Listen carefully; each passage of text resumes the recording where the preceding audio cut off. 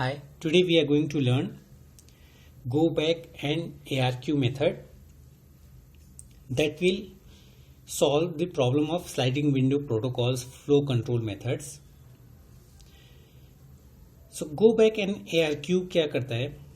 देखो sliding window protocol में क्या था, there was sender and receiver और आपने स्टॉप एंड वेट की जो एफिशिएंसी है वो बहुत सारे फ्रेम जैसे F0 फ्रेम आपने सेंड किया, फिर F1 फ्रेम सेंड कर दिया, फिर F2 सेंड कर दिया, तो ओवरऑल एक विंडो जो है जैसे 3 फ्रेम का एक विंडो है, तो ये 3 फ्रेम्स आपने सेंड कर दिए और ये रिसीवर पे रिसीव हो गए और एक पर्टिकुलर पीरियड के बाद फॉर एग्जांपल 3 के बाद एक एक्नॉलेजमेंट भी इसको सेंड हो गया और ये जो है नेक्स्ट फ्रेम्स इस तरीके से जनरेट करता गया। तो स्लाइडिंग विंडो प्रोटोकॉल में था कि आप एक फ्रेम जो है सेंडर से रिसीवर की तरफ सेंड करते थे और इससे क्या होता था कि ट्रांसमिशन टाइम आपका काफ़ी इंक्रीज होता था in compare to propagation time और आपका एफिशिएंसी इंक्रीज हो जाती थी। बट इसमें बहुत सारी प्रॉब्लम्स आकर कर सकती हैं। तो फर्स्ट प्रॉब्लम क्या आकर कर सकती है, इन केस आपने सेंडर से आपने एक फ्रेम सेंड कर दिया F0 फ्रेम सेंड किया और ये इसको रिसीव भी हो गया F0, फिर इसने F1 सेंड किया, फिर F1 भी आपने इसे सेंड रिसीव हो गया, फिर आपने F2 सेंड किया, फिर इसे F2 रिसीव हो गया और इसने जो है एक एक्नॉलेजमेंट जनरेट कर दिया एक पर्टिकुलर टाइम पीरियड के बाद। फॉर एग्जांपल F2 के बाद इसने एक एक्नॉलेजमेंट 3 जनरेट किया। एक टाइम पीरियड के बाद हमने कहा कि ये एक्नॉलेजमेंट जनरेट करता है instead of generating acknowledgement of each frame.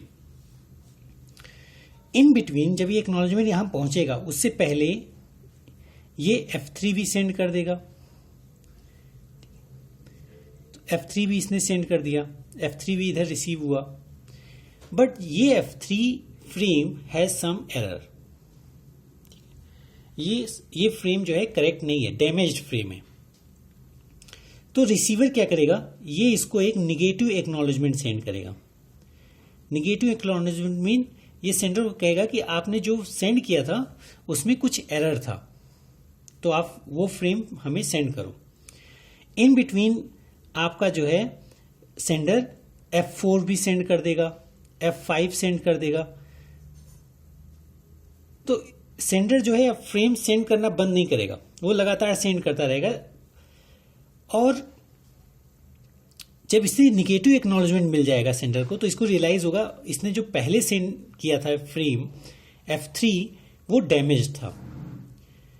तो ये प्रॉब्लम इसमें अकर कर सकती है। तो इसका सॉल्यूशन क्या होगा, go back and ARQ। Go back and ARQ क्या कहेगा कि जैसे ही आपको निगेटिव एक्नॉलेजमेंट रिसीव हुआ आप फिर से F2 फ्रेम पे जाइए। F2 फ्रेम के बाद आपका F3 फ्रेम आया था, तो F3 फ्रेम पे जाइए। F3 फ्रेम से लेकर के जितने भी फ्रेम है आप उसको फिर से सेंड कीजिए।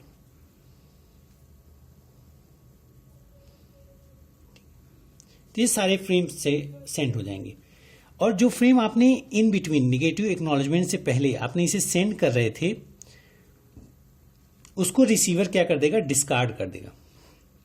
और डिस्कार्ड क्यों करेगा, क्योंकि रिसीवर के पास एक बफर होता है, वो 0 फ्रेम के लिए सक्सेसफुली मेंटेन कर लिया अपना बफर, फिर 1 के लिए किया, फिर 2 के लिए किया, फिर 3 वाला प्लेस उसके लिए खाली हो गया। बट जब 4 इसकी तरफ सेंड हो मतलब यहां बफर पे पहुंचेगा तो ये कहेगा रिसीवर कि मेरे पास 3 नहीं है, इसलिए इसको डिस्कार्ड कर देगा। तो इसके बाद जितने भी आएंगे वो डिस्कार्ड करते जाएंगे जब तक उसे 3 नहीं मिल जाता। ऐसे ही आपका लॉस्ट फ्रेम है प्रॉब्लम। लॉस्ट फ्रेम में क्या होगा, इन केस आपने कोई फ्रेम सेंड किया F0, उसके बाद आपने F1 सेंड कर दिया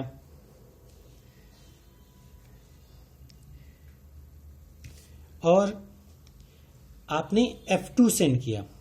जब आपने F2 सेंड किया ये कहीं लॉस्ट हो गया, तो इसका मतलब रिसीवर के पास 0 और 1 ही रिसीव्ड हुए हैं।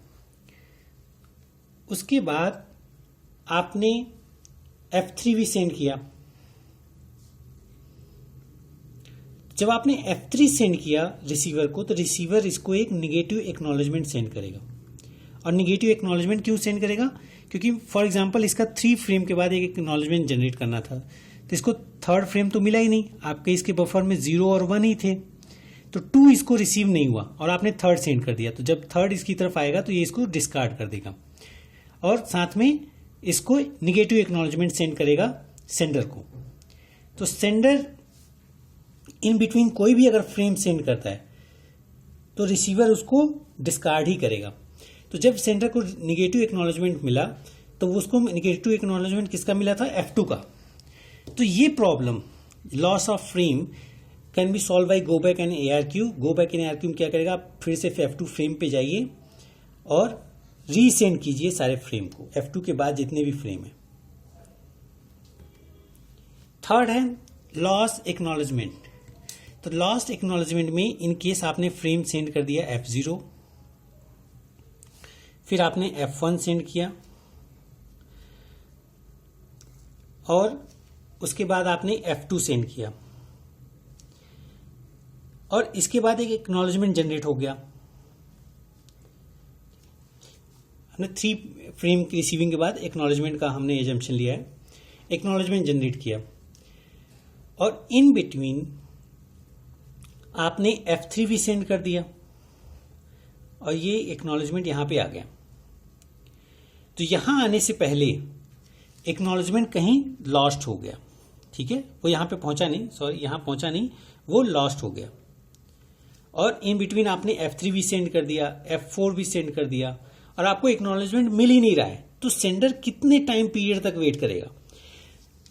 तो सेंडर को एक्नॉलेजमेंट मिलना चाहिए, तो सेंडर क्या करेगा? एक टाइम आउट डिसाइड करेगा कि इतने टाइम तक उसको एक्नॉलेजमेंट मिलना चाहिए एक पर्टिकुलर टाइम पीरियड के फ्रेम का। तो 3 फ्रेम का एक्नॉलेजमेंट इसको मिलना चाहिए था इतने टाइम पीरियड तक, ठीक है। ये टाइम लाइन है, ये जो लाइन है वर्टिकल, ये टाइम लाइन्स है। तो यहां तक आपने जितने भी फ्रेम सेंड किए उसका कोई मतलब नहीं। अब सेंडर क्या करेगा? फिर से अगर इतने टाइम तक उसको एक्नॉलेजमेंट नहीं मिला तो फिर से वो F0 स्टार्ट कर देगा सेंड करना। तो F0 के ऑनवर्ड जितने भी फ्रेम हैं ये फिर से सेंड करेगा ताकि उसे एक्नॉलेजमेंट मिल जाए। So this is go back and ARQ method for error control. Thank you.